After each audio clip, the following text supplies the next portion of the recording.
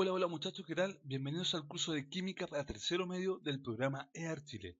Mi nombre es Francisco López y voy a ser su profesor de Química durante este año 2015. Esta es la unidad número 1 que tiene por título Termodinámica 1. Bueno, veremos la segunda parte de este tema tan odiado por muchos, ¿cierto? Y respetado por pocos, ¿ya? Perdón, este gran tema, ¿cierto? De la termodinámica. Veremos la segunda parte entonces la próxima semana, ¿ya? Comencemos. Los aprendizajes esperados con este video son que ustedes sean principalmente capaces de reconocer, de comprender y de aplicar conceptos que son básicos de la termodinámica, ¿ya? Y poder relacionarlos a las distintas reacciones químicas, ¿ya? Esta clase más que nada se trata de que ustedes adquieran herramientas en cuanto a conceptos para poder ser utilizados en la siguiente clase, ¿ya? Estos conceptos son fundamentales porque son la base de toda la termodinámica, ¿ya? Vamos a hablar de la primera ley de la termodinámica, ¿ya? Y vamos a hablar, por ejemplo, de las distintas reacciones termodinámicas, ¿ya? Variables también termodinámicas, ¿ya? ¿Qué es la termodinámica? ¿Ya? Es gran pregunta, ¿cierto? ¿Ya? Bueno, esto es la parte de la ciencia, específicamente de la ciencia física, ¿cierto? Que estudia las transformaciones entre calor y trabajo, ¿ya?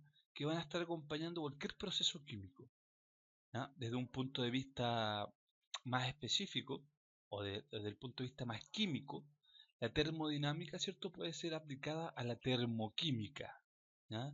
Que es cuando nosotros empezamos a hablar directamente de los procesos químicos o de las reacciones químicas, ¿ya?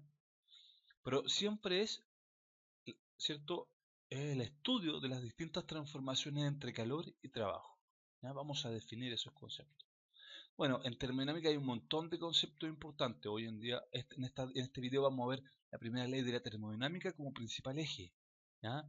Vamos a hablar de entalpía, de trabajo, de calor, de energía interna, ¿ya? En cambio, termoquímica, perdón, y de energía de enlace, vamos a ver principalmente la siguiente clase, ¿ya? Cuando veamos la segunda y tercera ley de la termodinámica. Este dibujito que sale acá representa en cierto modo la base, la esencia de la termodinámica. Acá tenemos una máquina, o un cuerpo que tiene una temperatura alta, por ejemplo, y es capaz de transmitir energía en forma de calor. El calor, ¿cierto? Ya estamos adelantando que es una forma en que se transmite la energía. Y esa energía se transmite hacia una máquina, o un sistema, ¿ya? O un cuerpo. Este cuerpo puede liberar cierta cantidad de energía en forma de calor también. Vamos a poner Q, ¿sí? En forma de calor la puede liberar hacia un objeto o cuerpo que tenga una temperatura más baja, ¿ya? Por otro lado, también esta máquina puede producir un cierto trabajo. Trabajo es una forma en que se transmite la energía, ¿ya? Hacia otro cuerpo, el cual va a producir o va a tener un cambio, ya sea una reacción química o un cambio de movimiento, ¿sí? Entonces, esta es una típica máquina térmica en la cual funciona con calor, ¿cierto? Puede liberar calor, ¿ya? Y puede también producir un trabajo, ¿ya? Insisto, ese trabajo puede ser una reacción química, ¿ya? Los sistemas termodinámicos, otros conceptos importantes. Estos sistemas son la región del universo que está separada de un entorno, ¿ya? Por una superficie que va a estar cerrada, ya sea real o imaginaria, ¿ya? A través de la cual se relacionan, ¿cierto? Mediante intercambios de materia o energía. Por ejemplo, fíjense, este es nuestro sistema, ¿ya? En este sistema está en un entorno. Todo lo que está por fuera del sistema, imagínense que esto está cerrado, puede ser un vaso, puede ser una célula, ¿cierto? Podemos ser nosotros mismos, nuestro cuerpo, nuestra piel, ¿cierto? Esta superficie, esta pared, ¿ya? Todo lo que está dentro está separado del entorno, que es todo el resto. En general, el entorno más el sistema forma lo que sería el universo, ¿sí? Ahora bien, el sistema puede ser cerrado, ¿cierto? Puede ser estar abierto. Lo importante es que va a permitir el paso o puede permitir el paso de materia, por ejemplo, que salgan átomos del sistema hacia el entorno, o bien que del entorno pasen átomos hacia el sistema, ¿cierto? Ahí tendríamos intercambios de materia, pero también podemos tener intercambio de energía, es decir, el sistema podría liberar calor hacia el entorno, o el entorno podría hacer que ingrese calor o darle calor al sistema, ¿sí? Calor, también podríamos hablar de luz, podríamos hablar de electricidad, ¿ya? De distintos tipos de energía. Lo importante es que un sistema, ¿cierto? Es la parte del universo que a nosotros más nos va a interesar estudiar, ¿ya? Debido a que las reacciones químicas, ¿cierto? Y físicas que nosotros vamos a ver en termodinámica ocurren principalmente acá en el sistema. Sin embargo, recuerden que siempre está relacionado con la capacidad del sistema de poder intercambiar, ¿cierto? Energía o materia con el entorno. ¿Cuáles son los sistemas termodinámicos? ¿Ya? Hay distintos tipos de sistemas termodinámicos, como hemos dicho. Hay sistemas abiertos, ¿ya? Por ejemplo, que tienen intercambio de masa, ¿cierto? Y energía con el alrededor. Por ejemplo, eh, que pueden salir los átomos, pueden entrar los átomos, la energía también puede entrar o puede salir de este sistema con respecto al entorno, ¿ya? En cambio, un sistema cerrado, acá no hay intercambio de masa, solo se intercambia la energía entre el sistema y el entorno. Y en un sistema aislado, ¿ya? Acá no se intercambia nada, ni la masa ni la energía, ¿ya? Fíjense en este dibujito. Acá, por ejemplo, tenemos un vaso que está abierto, vendría siendo un sistema abierto, ¿sí? En el cual tengo agua, por ejemplo, y podría pensar que el agua con el calor se podría estar evaporando y podría salir, ¿cierto?, el vapor del agua. O bien del aire podría estar entrando partículas de aire para acá, polvo, un insecto o lo que sea. Puede entrar a este sistema, ¿sí? La energía también puede entrar y salir de este sistema. Es decir, si esta agua estuviera caliente, ¿cierto? Yo podría sentir el calor del agua tanto acá o por las paredes de este vaso, ¿sí? El sentirlo en mis manos ya significa que el calor o la energía en forma calórica está pasando, ¿cierto?, hacia mis manos, ¿ya? O bien si esta es agua helada y todo el resto, alrededor, ¿cierto?, el entorno está caliente, voy a hacer que esta agua que estaba helada se caliente, ¿sí? Porque está pasando la energía calórica hacia este cuerpo, ¿ya? Un sistema cerrado, en cambio, sería, por ejemplo, un mismo vasito ponerle una tapa, ¿ya? Una tapa bien cerrada, por ejemplo, que no deje pasar nada ni salir nada. Acá el agua, no, si se evapora, llegaría hasta acá, seguiría dentro del sistema, dentro del vaso.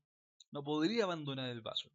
Lo mismo que si hay partículas en el aire, por ejemplo, polvo o otros componentes, no pueden entrar por esta tapa. Por lo tanto, esta tapa estaría haciendo que este sistema fuera cerrado y no permitiendo el paso de materia. Sin embargo, la energía sí podría ser intercambiable, ya que si esta agua está caliente, como dijimos, yo la podría percibir al tocar las paredes, por ejemplo, de este vaso, o estar cerca de este vaso. O bien, si el alrededor, por ejemplo, estuviese caliente, estuviera arriba, por ejemplo, de una estufa, ¿ya? Lo más probable es que esta agua también se calentaría, ¿ya? Es decir, pasaría el calor, la energía en forma calórica, ¿cierto?, de la estufa hacia esta agua, ¿ya? Por lo tanto, sería un sistema cerrado. Permite intercambio de energía, pero no de masa, ¿ya? Y este sería un sistema aislado, un termo, por ejemplo. Imagínense que este vaso está dentro del termo, ¿ya? Acá no permite el paso de materia, ¿cierto? Y no permite el paso de energía. Es decir, el vaso con con algo caliente, por ejemplo, se conservaría caliente. No se perdería el calor en ¿cierto?, en este recipiente especial que sería el termo, ¿ya? Están hechos de materiales especiales que evitan la pérdida del calor. Materiales aislantes, ¿sí? Sí, acá me interesa que ustedes averigüen un cuarto tipo de sistema. De hecho, en la guía de actividad práctica, ¿ya?, les dejo una pregunta que ustedes averigüen por este cuarto sistema. En realidad hay muchos más, pero me interesa que ustedes averigüen qué es un sistema adiabático, ¿ya? Va a estar anotado en la guía práctica para que la resuelvan. Bueno, y las variables termodinámicas. ¿Qué son estas variables termodinámicas? Todas las variables son de partida propiedades que van cambiando o que se pueden manejar, que se pueden cambiar, de alguna u otra forma, ¿ya? Ya sea por sí mismas o mediante intervención de un experimentador, ¿ya? Las variables de tipo intensivas, ¿ya?, son aquellas que son independientes de la cantidad de materia que está presente en el sistema. Es decir, por ejemplo, si yo quiero saber o medir la temperatura de un vaso con agua, del agua que tiene un vaso, ¿cierto? Yo podría medir con un termómetro directamente en el agua dentro del vaso, o bien podría sacar en una cuchara un poco de agua y medir la temperatura de esa agua que está en la cuchara. Y debiese medir lo mismo, ¿sí? Porque la temperatura, por ejemplo, es independiente de la cantidad de materia que yo saco de ese sistema, ¿sí? Es decir, ya saque un poquito de ese sistema o saque mucho del sistema, la temperatura es la misma. No depende de la cantidad. En cambio, las variables extensivas son aquellas que sí dependen de la cantidad de materia que yo estoy sacando del sistema, ¿ya? Esto sería, por ejemplo, si yo tengo, imagínense, 1 kilo de azúcar y quiero ver la masa que hay cuando yo saco una taza de ese azúcar, ¿sí? Ahí la masa va a ser distinta, va a cambiar. ¿Por qué? Porque depende de cuánto yo saque de ese sistema, que es la bolsa, por ejemplo, del kilo de azúcar, ¿ya? Cuánto yo saque de ese sistema va a ser lo que mi medición va a arrojar. Por tanto, las extensivas sí dependen de la cantidad de materia que yo saco del sistema. En cambio, las intensivas no dependen. Entonces, fíjense que ahora tenemos algunos ejemplos. Variables extensivas está la masa, el volumen, número de moles, por ejemplo.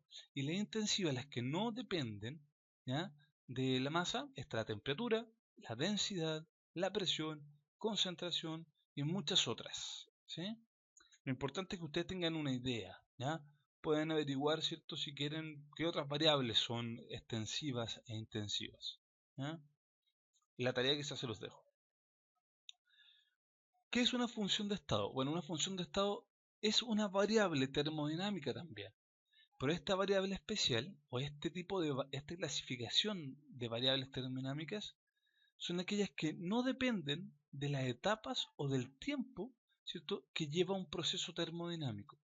Es decir, no depende, por ejemplo, de cuánto se demore la reacción, ¿ya? No me interesa cuánto se demore, ni tampoco me interesa si pasó, primero se transformó en una sustancia, después en otra sustancia, hasta llegar a la sustancia que yo necesito.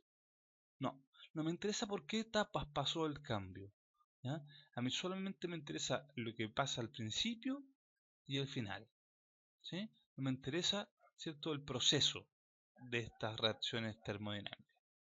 Entonces, solo importa el estado inicial y el final, como por ejemplo la temperatura, el volumen, la presión. Esas son funciones de estado.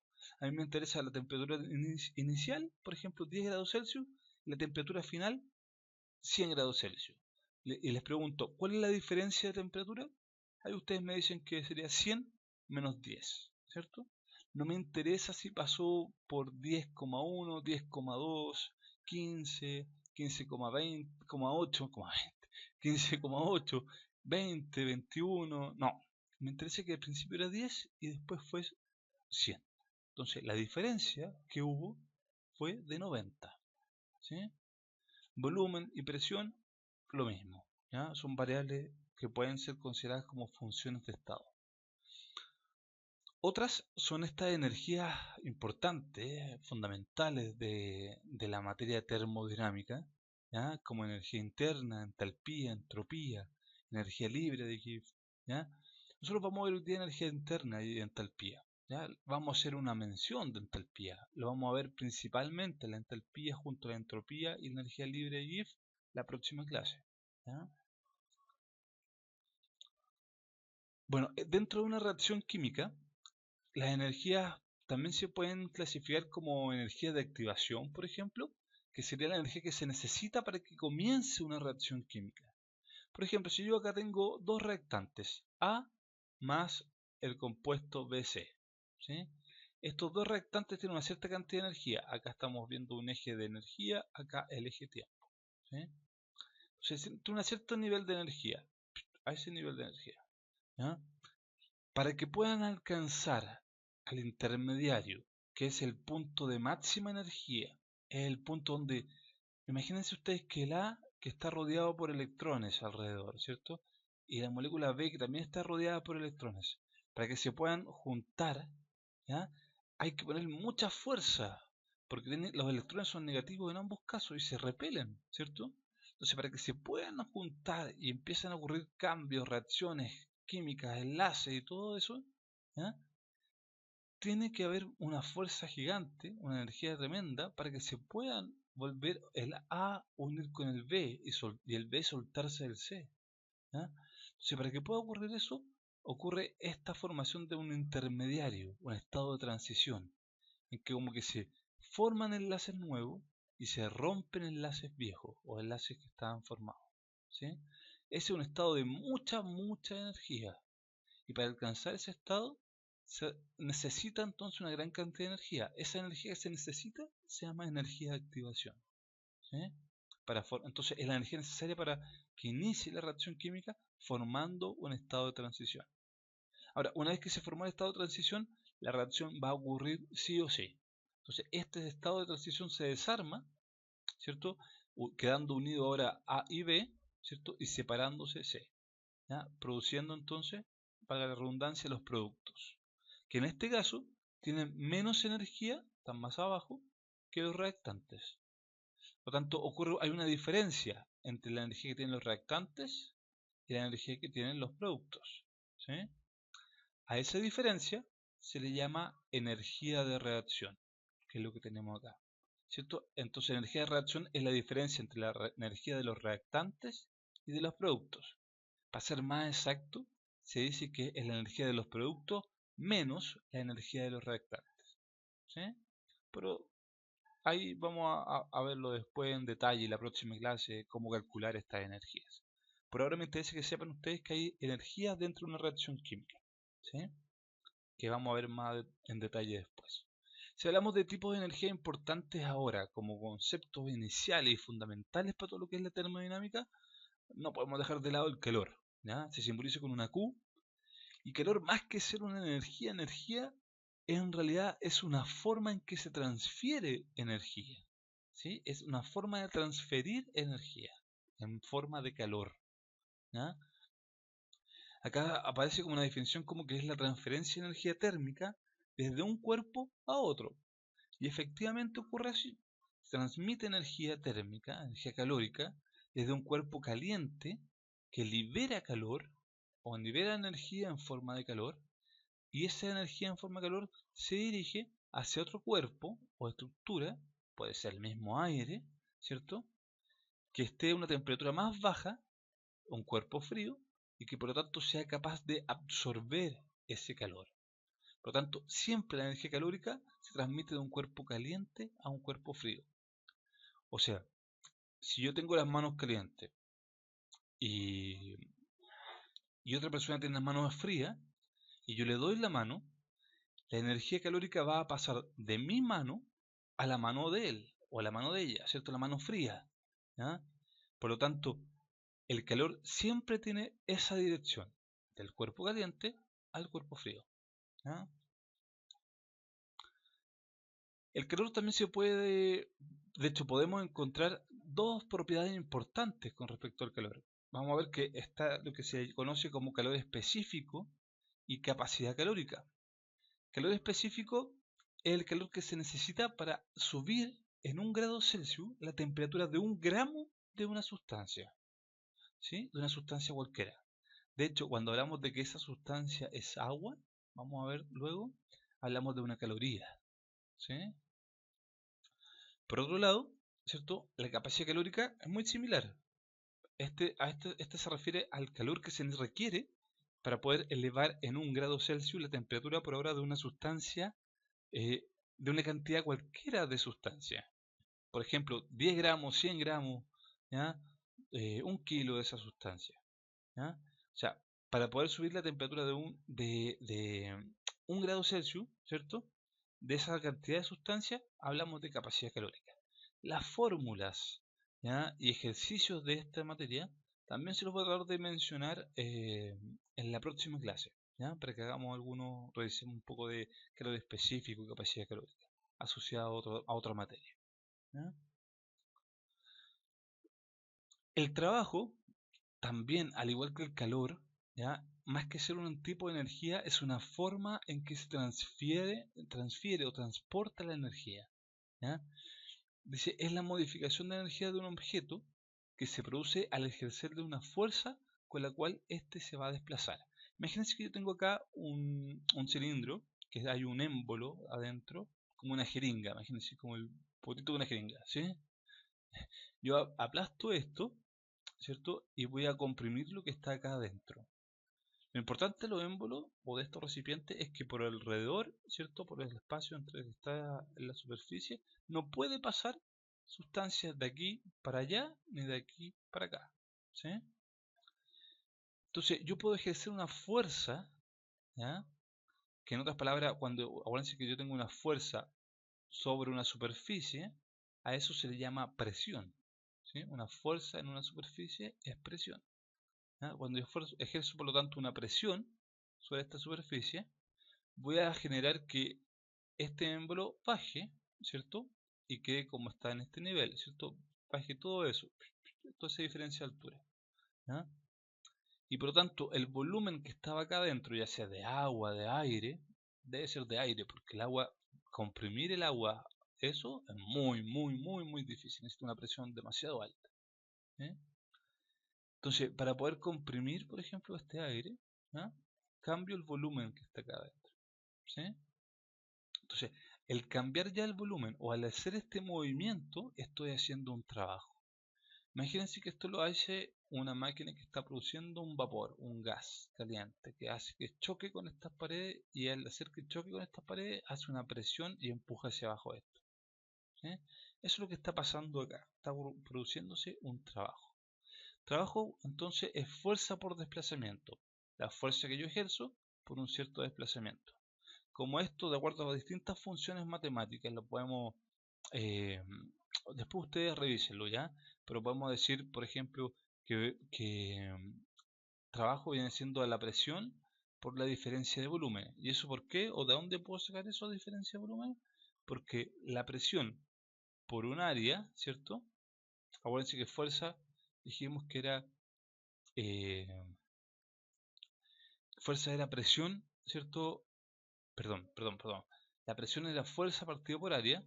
Entonces yo, despejando presión, puedo tener acá que despejando la fuerza, puedo tener que presión por área, ¿cierto? Tendría, por lo tanto, acá por la altura, ¿cierto? Menos la altura final inicial, ¿cierto? Me queda que la presión viene siendo el volumen 2, o sea, por volumen 2 menos volumen 1. Lo importante no son esas fórmulas, lo importante es que con todo este proceso matemático ustedes logran llegar a esta otra fórmula, que es otra forma de expresar lo que es trabajo. En términos químicos es más útil, que el trabajo viene siendo a menos presión, ¿sí? Que se ejerce acá, por la diferencia, por lo tanto, de volúmenes, que es esto de acá. ¿Ya? No, esta parte de acá fue mucho embrollo, así que olvídense de eso, solamente esto de acá, ¿sí? Entonces, esto es para recordar que cierto presión es la fuerza partida por área, eh, H es altura, A área, F fuerza, presión, volumen, ¿no? Revísenlo ustedes un poco más después con el video si ustedes quieren. Las unidades de energía. ¿Qué unidades de energía se ocupan en termodinámica? Están las calorías, ¿cierto? Que dijimos que corresponde a la cantidad de energía que se necesita para elevar la temperatura de 1 gramo de agua en 1 grado Celsius, ¿sí? Acá la sustancia que estamos elevando la temperatura en 1 grado Celsius es 1 gramo de agua, ¿sí? Una kilocaloría viene siendo equivalente a 1000 calorías, ¿sí? Por otro lado, un joule, que es otra unidad, ¿cierto?, de energía, ¿ya? Puede ser expresado como 1 kilogramo por metro al cuadrado partido por segundo al cuadrado, ¿ya? Esta es una unidad que se ocupa mucho en física, ¿ya? Más que en química. En química y en biología se ocupamos más calorías o kilocalorías. En cambio, Joule se ocupa un poco más en física, más que en biología o en química. ¿Ya? Pero se ocupa harto en ciencia en términos de que me permite transformarla o trabajar con otras unidades que uno ocupa comúnmente, como kilos, más, metros, segundos. ¿Ya? Entonces permite usar mucho esa unidad.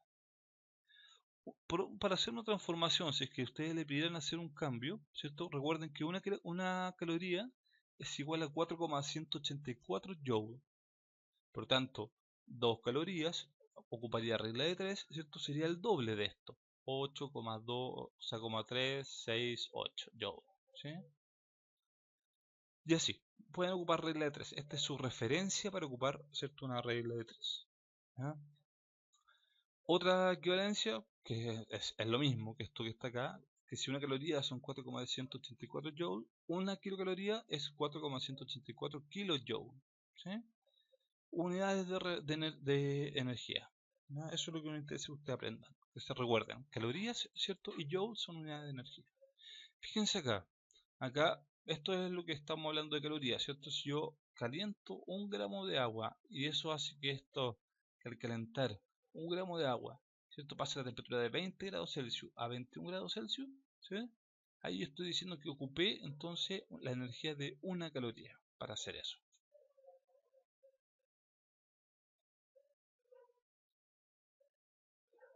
¿Cuáles son los tipos de reacciones? Los tipos de reacciones los vamos a ver, insisto, más al detalle y mucho más la próxima clase. Pero para que nos vamos entendiendo desde ya, las reacciones exergónicas son aquellas reacciones en las cuales se libera energía durante un proceso, ¿sí? Se libera mucha energía. La energía de los reactantes, por lo tanto, va a ser mayor que la energía que tienen los productos al final, ¿sí? Por lo tanto, como los reactantes tenían mucha energía, estos perdieron energía y se hicieron unos productos que ahora con poca energía. Esa es una reacción que liberó, por lo tanto, energía, perdió energía. Y se le llama energía exergónica. Energía puede ser de cualquier tipo, energía calórica, algo que produzca luz, algo que produzca calor, como dijimos, algo que produzca electricidad, ¿cierto? Algo que produzca un trabajo, ¿ya? Es una reacción exergónica, porque estás liberando o perdiendo energía. En cambio, una reacción endergónica es una reacción que necesita consumir energía para que se efectúe, ¿sí? Es distinta a la energía de activación.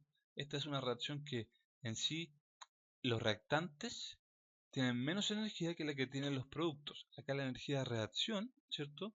Tiene un valor positivo. ¿Ah?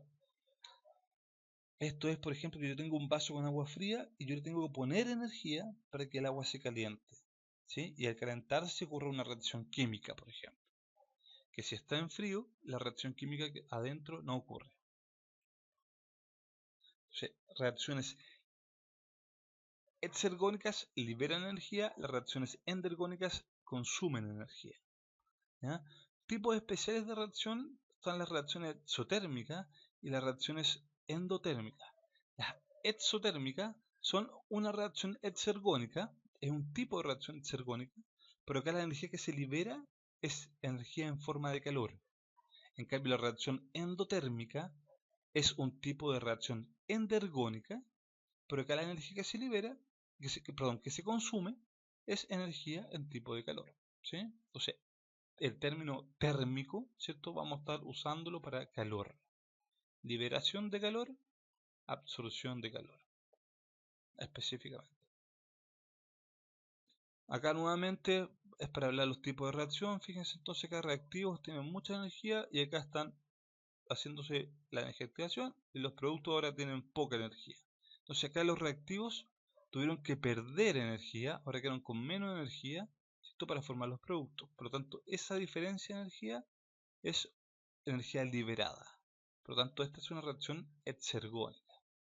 Acá los reactivos tenían una cierta cantidad de energía, ellos, energía de activación, el complejo activado, estado de transición, ¿cierto? Y empezó a liberarse energía, pero quedó hasta acá. O sea, los productos quedaron con más energía que lo que tenían los reactivos al principio. Por lo tanto, estos productos ganaron energía. Y al ganar energía, estamos hablando entonces de una reacción de tipo endergónica, ¿sí? requieren energía. Bueno, la energía interna, esta energía es la suma de las energías de todas las partículas de un objeto. Todas las partículas que están en su interior que lo están formando, es decir, átomos, moléculas, iones, etcétera, electrones, protones, toda la energía que esté dentro de ese cuerpo, dentro de esas partículas, se le llama energía interna. La energía interna entonces tiene distintas formas, ¿ya? Puede presentarse en forma de vibración, es decir, que las partículas estén vibrando, ¿cierto? Produciendo pequeños movimientos, pequeños tiritones, por decirlo así, o en forma de traslación, es decir, moviéndose de un lado para otro, las partículas, produciendo interacción molecular, es decir, chocando al moverse y formando o rompiendo enlaces, como lo hemos visto anteriormente, ¿cierto? Como en el caso del complejo activado o el estado de transición, ¿cierto? Puede ser también en forma de rotación, que estén moviéndose con respecto a un propio eje o sí mismas, o bien, ¿cierto?, transición electrónica, es que sus electrones se muevan, ¿cierto?, dentro del átomo de un nivel a otro. Todos esos tipos y muchos más tipos de energías que no los mencionamos acá porque tendríamos que entrar en mucho más detalle, ¿ya? Son formas o manifestaciones de lo que se conoce como energía interna. O sea, es la suma de todo esto, nos habla de la energía interna de un cuerpo, de un objeto. La energía interna depende de la temperatura y depende de la masa, ¿ya? Por ejemplo, la energía interna, ¿ya?, en este caso es una función de estado, es decir, no importa la energía final, ¿cierto?, y la energía inicial.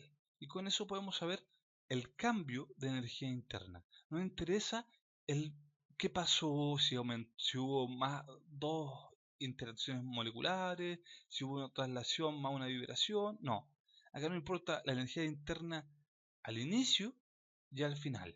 Y con eso nosotros podemos sacar la diferencia o el cambio de energía interna que hubo en un proceso químico. La primera ley de la termodinámica, ¿cierto?, para ir terminando, nos indica que es el intercambio de energía entre sistemas, ¿cierto?, se puede realizar de dos formas. Una, en forma de trabajo, cuando alguna fuerza provoca un desplazamiento, digamos dicho, o produce algún cambio, ¿ya? Y otra forma es mediante el calor, ¿cierto?, cuando existe una diferencia de temperatura o se produce un cambio de estado, ¿ya? Energía interna, recuérdenlo entonces, se puede expresar así, como calor más trabajo, ¿sí?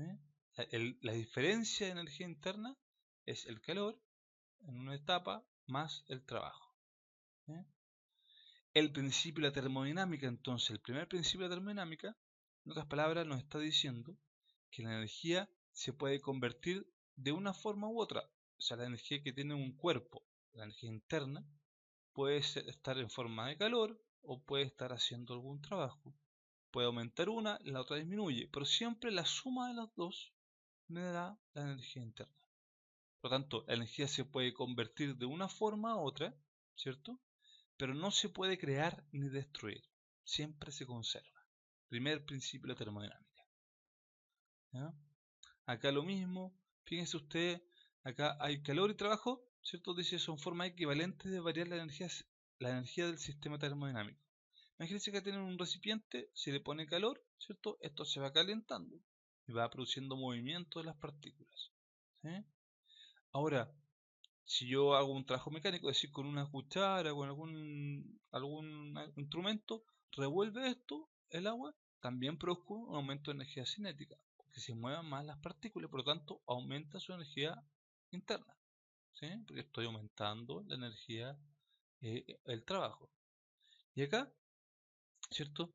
Eh, Cuando utilizo corriente, que es otra forma de energía, estoy haciendo que estas partículas también tengan un movimiento o ciertas características que antes no tenían, o sea, hasta cierta energía que antes no tenía. Pero en todos los casos, la energía va o fluye o se mueve de una u otra forma. Pasa de calor a movimiento, pasa de movimiento a otro tipo de movimiento o a calor, ¿cierto? y acá pasa de electricidad a movimiento o a interacciones químicas, a ruptura de enlaces, por ejemplo. La primera ley de la termodinámica entonces apunta a esto, que en un sistema, ¿cierto?, con respecto al entorno que está alrededor, ¿cierto?, hay calor que ingresa hacia el sistema en un proceso endotérmico, ¿ya?, y se simboliza como calor positivo, porque está ingresando. También hay un trabajo positivo que es cuando el sistema, el entorno, hace algún cambio en el sistema, hace algún efecto, un cambio en la reacción química gatilla, revuelve, por ejemplo, el sistema, ¿sí? Y el sistema tiene también la capacidad de poder relacionarse con el entorno, produciendo un intercambio, por ejemplo, energético, al producir salida de energía en forma térmica o calórica por un proceso exotérmico, ¿sí? Se simboliza un calor negativo. Ahora, si el sistema, al llegarle a estos tipos de energía, tiene la capacidad para realizar un trabajo o producir energía en forma de trabajo, ¿cierto? El trabajo se va a simbolizar con un menos W, ¿ya? Va a ser negativo, ¿ya? Y esto va a hacer entonces el sistema algún efecto sobre el entorno. Por ejemplo, el sistema se va a mover y va a producir que algo le pase al entorno, un movimiento también. La entalpía, ¿cierto? Por último, corresponde al flujo de calor a presión constante. Presión constante y lo simbolizamos como QP, calor a presión constante, ¿sí? Y hay una fórmula para entalpía, ¿ya?, que es calor. Acuérdense que lo vamos a entender como entalpía, sinónimo de calor, pero a presión constante, cuando la presión no cambia. Como por ejemplo nosotros que estamos en el aire, ¿cierto? O sea, en la superficie terrestre, la presión del aire en general casi no cambia, es muy poco lo que cambia, ¿sí? Por lo tanto lo podemos considerar constante. O sea, la energía interna, ¿ah?, es igual a la entalpía o diferencia de entalpía. Diferencia de energía interna es igual a diferencia de entalpía más trabajo. ¿Se acuerdan que la energía interna es igual a calor más trabajo? Y dijimos que calor a presión constante es lo mismo que entalpía. Estamos reemplazando acá solamente. Por lo tanto, energía interna es igual a entalpía menos presión por diferencia de volumen.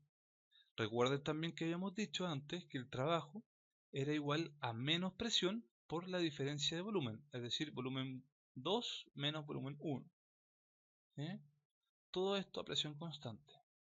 Entonces, la fórmula con la cual más vamos a trabajar nosotros, ¿ya?, va a ser, para calcular delta H, va a ser que delta H es igual a la energía interna más presión por diferencia de volumen, ¿sí? Todo esto, ¿ya?, es una función de estado también. O sea, nos interesa la energía, la entalpía final y la entalpía inicial, ¿ya? Lo vamos a ver más la próxima semana.